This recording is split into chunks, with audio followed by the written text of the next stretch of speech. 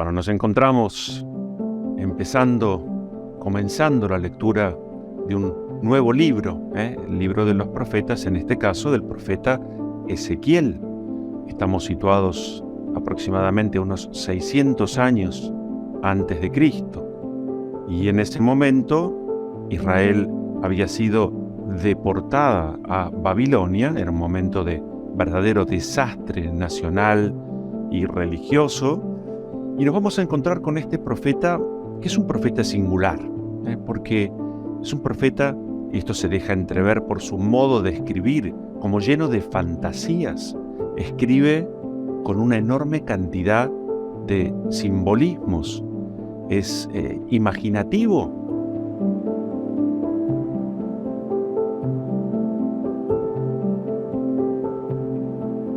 Entonces vamos a tener que hacer como una interpretación de lo que nos está queriendo decir.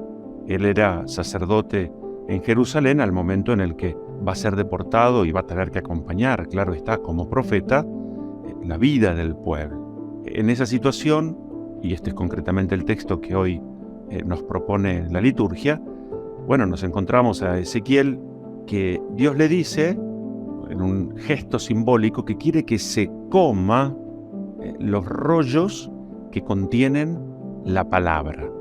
Bueno, y ahí nos encontramos al profeta teniendo que realizar como un acto desconcertante. Y no era fácil porque la palabra, de esto se trata, lo que contenía la palabra era lamentaciones, quejas, pero oh sorpresa, el profeta come, mastica el rollo de la palabra y dice él mismo, le sabe como más dulce que la miel. Lo que está por detrás es luego esta orden que Dios le da: ahora que comiste el rollo, que te supo dulce como la miel, anda a Israel y anuncia lo que yo tengo para decirles. Bueno, una enseñanza linda, siempre fresca, que nos viene bien como volver a ser nueva en nuestra vida. La importancia de detenernos generosamente, con atención, frente a la palabra que Dios nos dirige.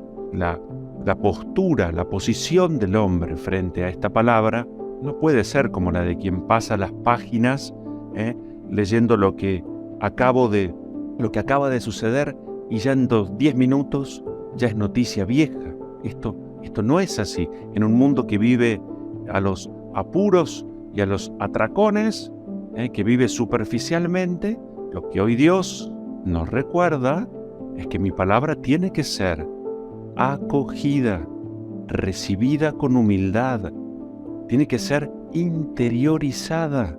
Supone un ejercicio de meditación, de lectura, de escucha desde lo profundo del propio ser.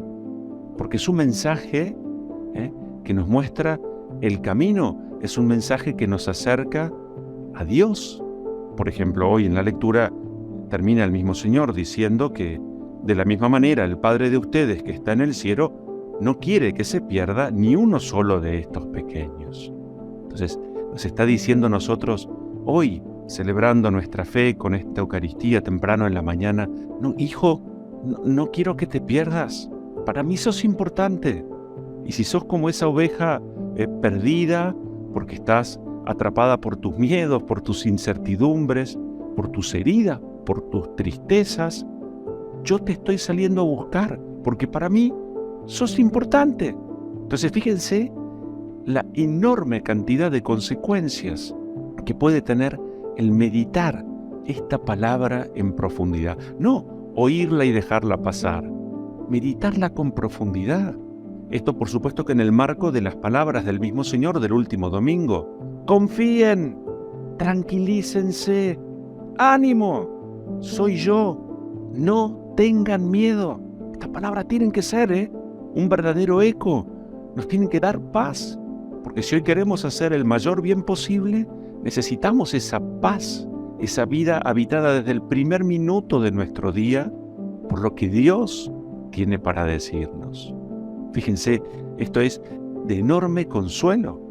En el Evangelio, los apóstoles que tenían todavía que madurar mucho en la fe, ¿quién es el más grande? La pregunta era entonces como puede ser para nosotros hoy, ¿quién es para el mundo la persona más grande e importante? ¿La que sabe más? Esta pregunta es referida al cielo. ¿Quién es el más grande en el cielo? Jesús contesta, no es el que sabe más, no es el que está lleno de virtudes, es el humilde, el sencillo, el pequeño, el que confía.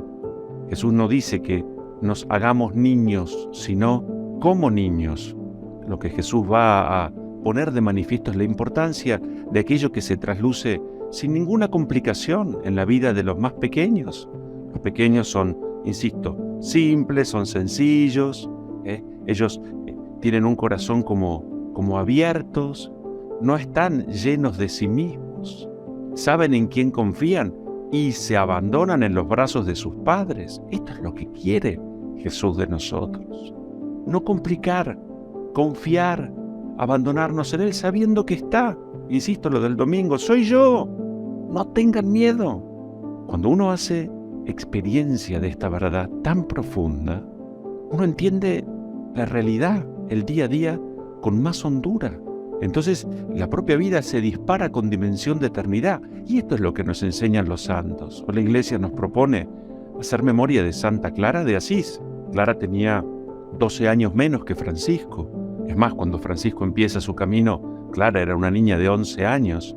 Va a llegar a los 18 y entonces allí, habiendo escuchado a Francisco en una prédica, fíjense la importancia de la escucha, Dios tocó su corazón y ella se sintió como enamorada de Cristo. Ella lo va a decir así, Cristo es el camino, Francisco me lo mostró. Ella no es seguidora de Francisco, sino que con Francisco sigue a Cristo el Señor.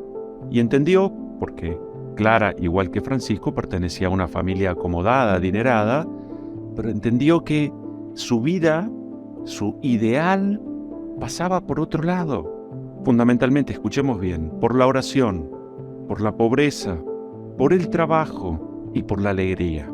4 grandes pilares, oración, trabajo, alegría y digo pobreza porque ella llamaba a la dama pobreza. De hecho, cuando organiza esta orden religiosa, la luego llamada así Segunda Orden de San Francisco, o también de damas pobres, hoy más recientemente en los últimos años las clarisas, su ideal de vida cristiana era el desprendimiento, el despojo, el deshacimiento de todo para sentirse verdaderamente libres, asistidas por la providencia de Dios, confiando en Él y ayudando a los demás.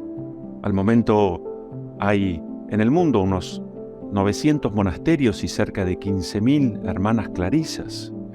Su ideal de vida atrapó inmediatamente a muchos. Cuando se presenta delante de Francisco eran 16 mujeres y luego va a ingresar en esta orden religiosa, se instalan en la iglesia de San Damián, allí inclusive su madre que había quedado viuda, su hermana y varias parientas. ¿Y cuál es la maravilla, diríamos así, el ejemplo a destacar? Precisamente estos 4 pilares: intensa vida de oración, cercanía con el Señor, meditar su palabra, el trabajo, para ganarse el pan de cada día, allí adentro, en este caso del monasterio a donde estaba, asistiéndose unos a otros, el salir a pedir limosna, vencer todas las vergüenzas. Y ella también entonces, además de la alegría que no podía faltar en aquellas que siguen a Cristo con decisión, y la santa pobreza, a tal punto para ella importante que pide al Papa el privilegio de la pobreza, es decir, la gracia de no tener absolutamente nada para sí. Fíjense a lo que llega, donde el ideal no es la pobreza en cuanto tal, sino el desprendimiento de todo para hacer lugar a la mayor riqueza, que es sabernos confiados en las manos de Dios. Porque en este sentido sí, muchas veces las cosas, los bienes, pueden ser un obstáculo o una distracción. Qué lindo entonces hoy celebrar a aquellos que interiorizaron, que hicieron lugar, que reflexionaron, que dieron profundidad a la palabra de Dios en sus vidas y se dejaron conquistar en su corazón por el mayor tesoro. Le pedimos hoy a Santa Clara, que interceda por nosotros, que nos ayude a vivir con estos tiempos en el que muchas veces uno puede lamentarse por el desprendimiento obligatorio al que se ve. Sin embargo, ¿por qué no hacer una lectura de fe en lo que nos toca vivir, pensando, tengo lo más importante, que es la fe? Sé que Dios está a mi lado, sé que Dios me perdona, me restaura, me busca. Quiero una vida más sencilla. Si acaso Jesús nos enseñó a rezar y a pedir por el pan nuestro de cada día. Decía Clara, coloca tu alma frente al espejo de la eternidad. Coloca tu alma frente al espejo de la eternidad. Aspiremos no a las cosas, sino al Señor de las cosas, la eternidad que nos espera. Por tanto, lo hemos dicho tantas veces, la vida, que así podamos entenderla, que así podamos vivir esta jornada, desprendiéndonos generosamente de lo que somos y tenemos, compartiéndolo con los demás.